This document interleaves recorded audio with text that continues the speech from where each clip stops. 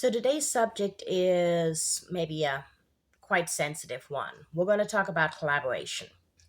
And when I went to open up my notes today, I thought it was kind of interesting the disparity between the title, which I saved this for my Substack under, which is When Power Turns People Against Their Own, the Psychology of Collaboration and the Path to Solidarity.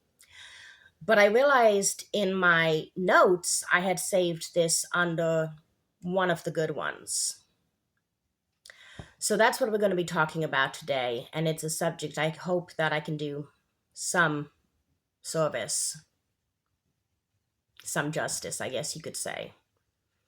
Because it is a very old and very deeply painful subject for a lot of communities.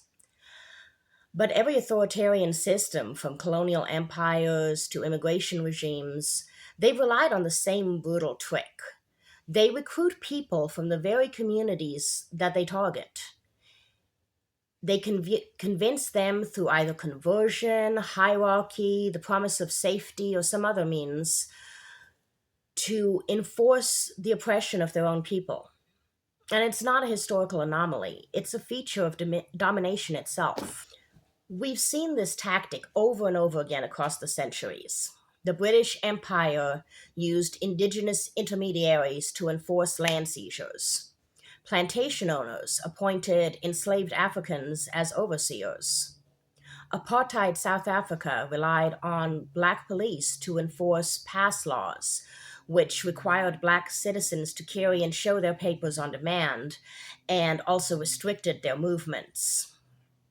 The Soviet Gulag system elevated prisoners to positions of authority over other prisoners, who were said to often be more brutal than the guards themselves. Today, immigration enforcement agencies in the United States recruit heavily from Hispanic communities, asking people to police, detain, and deport their own neighbors who look like them, speak like them, and share their histories. The pattern is unmissable, and the psychology behind it is painfully human. People do not wake up one morning and decide to betray their own communities. They are shaped and sometimes cornered by systems designed to fracture solidarity. Identification with the aggressor is one of the most powerful forces at play. When people feel unsafe, they sometimes align with the source of the danger in order to feel protected. If I'm on their side, they won't hurt me. It's not loyalty, it's a survival mechanism. Then there's intragroup distancing, the desperate attempt to escape stigma by declaring, I'm not like them. In immigration politics, this becomes the familiar refrain: I came the right way. I'm a citizen. I'm the good kind. It's a psychological shield against collective blame. Layered on top of this is social dominance orientation, the belief that some groups should dominate others. High SDO individuals exist in every community, including marginalized ones. They gravitate towards hierarchy even when that hierarchy harms people who share their identity. They enforce the system because they believe in the system. And then there's right wing authoritarianism, the psychological pull towards obedience, punishment, and strong authority. When RWA and SDO combine, the result is a personality primed to enforce harsh policies, even against one's own group, in the name of order.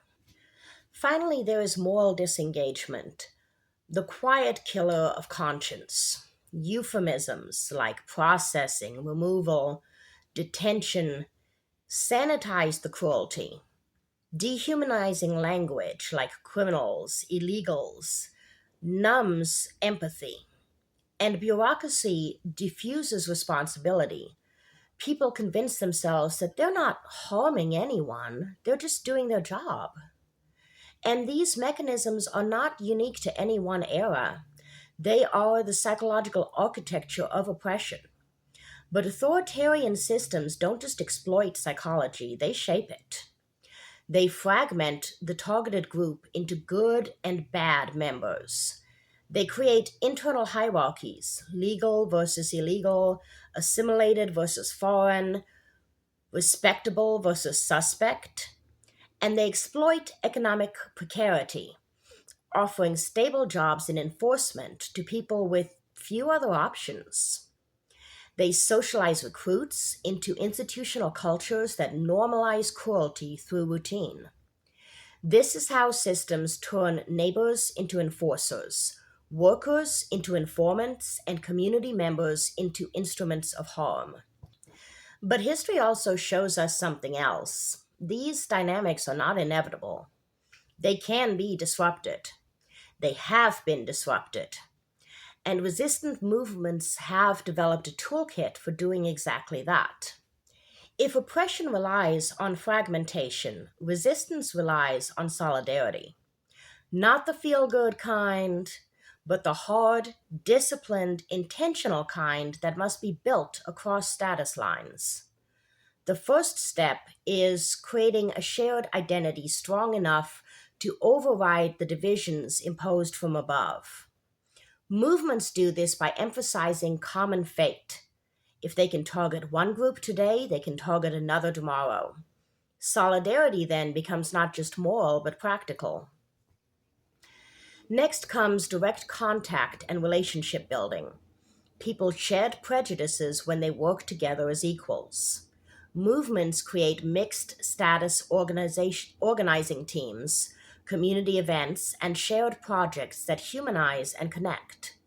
They also reframe status differences as products of policy, not personal merit. Legal and illegal are not moral categories, they are political ones. Once people see that, the hierarchy loses its legitimacy. Movements then create roles for everyone, ensuring that no one is reduced to a symbol or a spectator. Citizens can vote, donate, and provide legal cover. Undocumented people can lead strategies and shape the narrative. Everyone becomes indispensable. They use storytelling to build emotional solidarity, turning abstract injustice into lived experience. They highlight shared material interests, showing how exploitation of one group depresses wages, rights, and safety for all. Crucially, they center the most vulnerable, rejecting the politics of respectability that fragments movements. When people with the least protection are treated as the heart of the struggle, everyone feels safer. And they build trust, slowly, deliberately, through transparency, accountability, and consistency.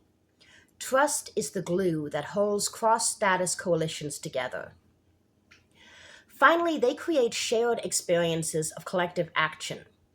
Nothing binds people like standing shoulder to shoulder in the face of power. Collective action transforms fear into courage, strangers into comrades, and fragmentation into unity. The forces that turn people against their own communities are powerful, but they are not invincible. They rely on fear, hierarchy, and isolation. Resistance movements counter them with safety, dignity, and solidarity. The question is not whether these psychological and sociological dynamics exist. They do, and they always have. The question is whether we will allow them to define us. Solidarity is not a sentimental gesture, it is a weapon. It is the one force authoritarian regimes cannot easily co opt, cannot divide, and cannot turn inward. Every hierarchy depends on convincing people that their safety lies in distancing themselves from the most vulnerable. Solidarity flips that logic on its head. It says, your safety lies with them, your dignity lies with them, and your future lies with them. The machinery of oppression is always built the same way, through fear, fragmentation, and the seductive lie that aligning with power will protect you. But history is equally clear about how that machinery breaks. When people refuse to be pitted against one another, when they reject the categories designated to divide them, when they choose each other over the false promises of hierarchy. So, again, the question before us is not whether these psychological forces exist. They do.